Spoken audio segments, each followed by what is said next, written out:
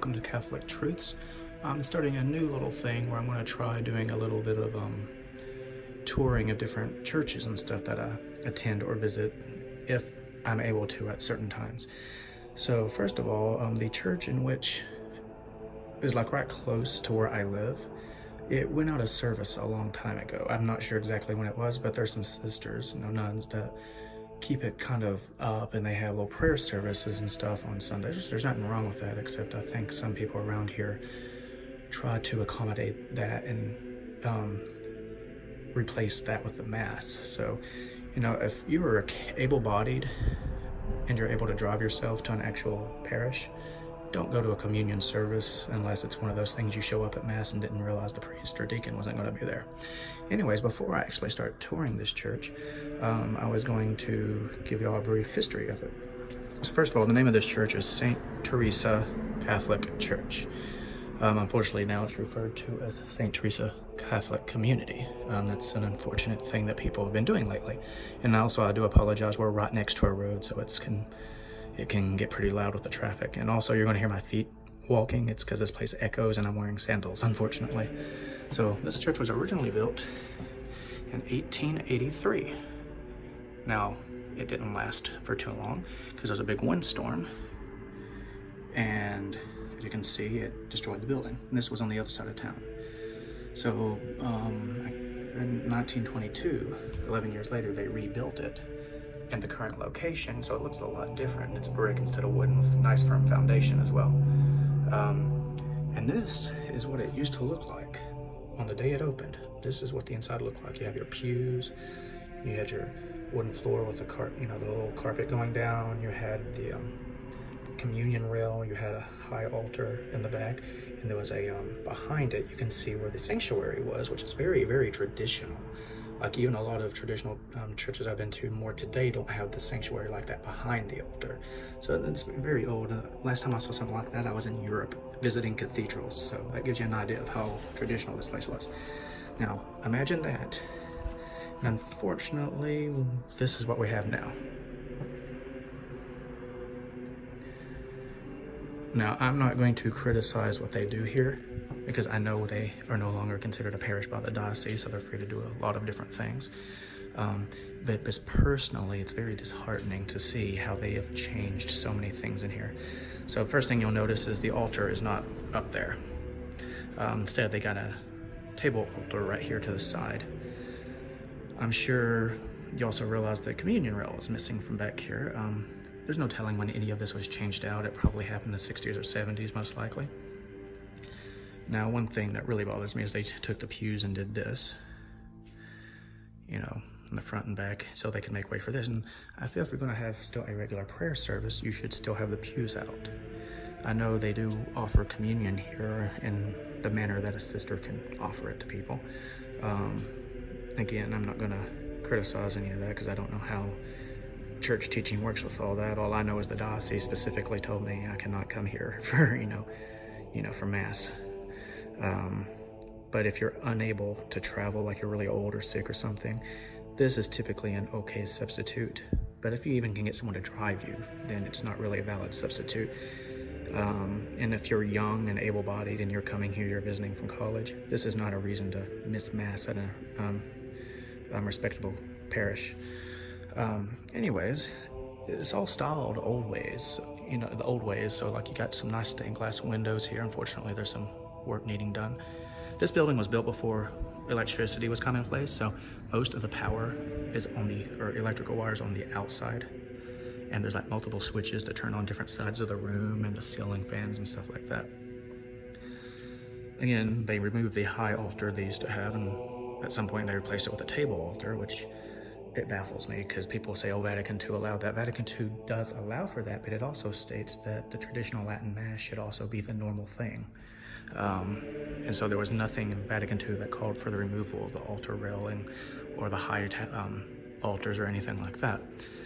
And there's the Stations of the Cross, and it really bothers me. They're all grouped together like that. They could have put 3 there, 3 here, and then 1 over here, or any division like that, and spread them out, which is very possible they used to be at some point in time. I'm not sure. I don't know. I've only been here for a few months, and this church is almost 100 years old, or this building is at least 96 years old this year. No, 97, I'm off. So wow, old building. Anyways, that aside, I don't know what all they do here. I've talked with the sisters a little bit. Oh, one thing real quick is the sisters weren't really sure what that was for up there. And I've been up there now a couple of times. As I suggested, maybe that's where they put the organ. And they told me they didn't really think so, but I've been up there and the very back part of it looks exactly like where an organ, an old style organ, not like a big pipe organ or a piano would be. And the front part of it up there is designed in such a way it looks like you would have a line of choir standing there or a chorus standing there. And I've seen that even in some more modern churches too, so I fully believe that's what that was for. Unfortunately, they have a old piano. I've keyed on it a little bit. It seems slightly out of tune and some of the keys stick. And they've got this electrical organ here, which would have, again, worked nicely up there. And sorry about the lighting. I don't have the lights on in here, obviously, and background noise and stuff's a little bit big. And I didn't rehearse any of this, so it's just me ad-libbing it. This is some decoration. My kids asked me about this, and I said, all I can tell you it's for decoration. And what really bothers me is they put this curtain up behind it. And to me, that just divides us away from the tabernacle, which is still back here on a smaller little altar. I don't know if there's anything in it or not. I honestly don't. I don't feel I would be allowed to go and open it and check, but they do have chairs here for some form of adoration. So again, I don't know if there's any in there. And the way this works, the nuns obviously cannot consecrate the host, neither can a deacon.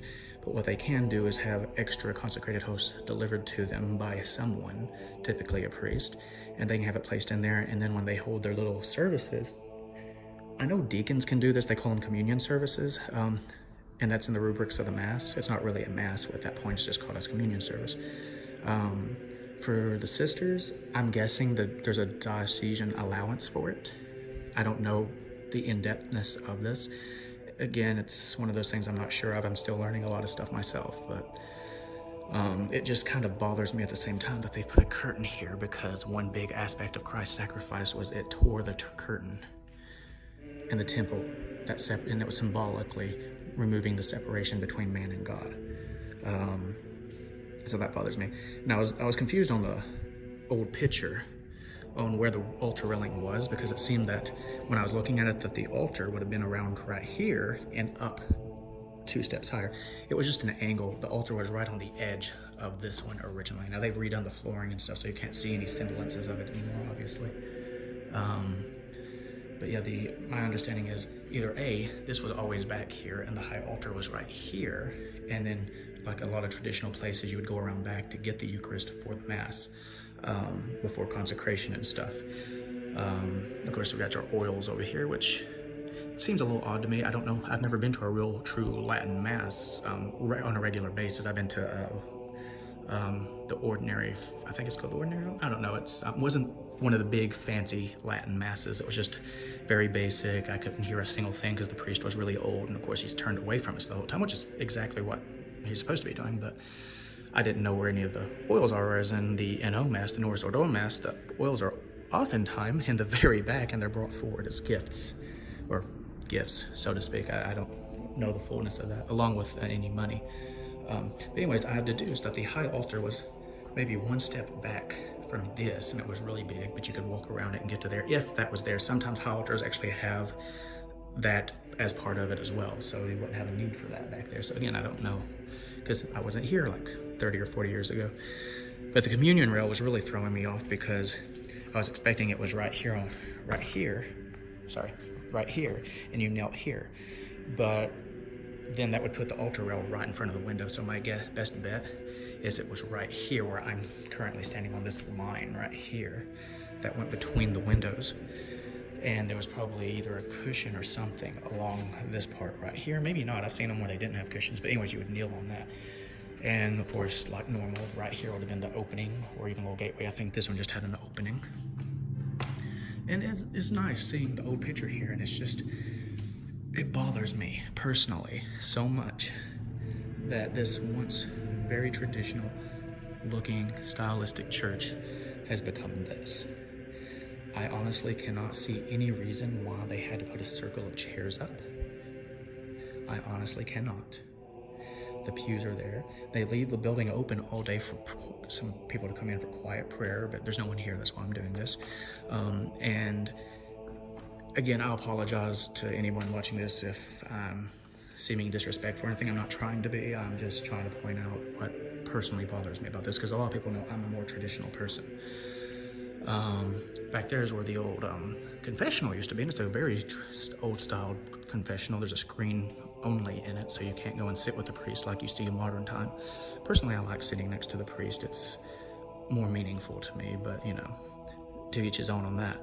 Unfortunately, all the vestments are shoved in that side, and there's decorations on that side. Also, my kids were asking, we were in here with my kids earlier, and they were asking about the smell, and I said, I think the smell is just the oldness of the building and the veneer on the floor.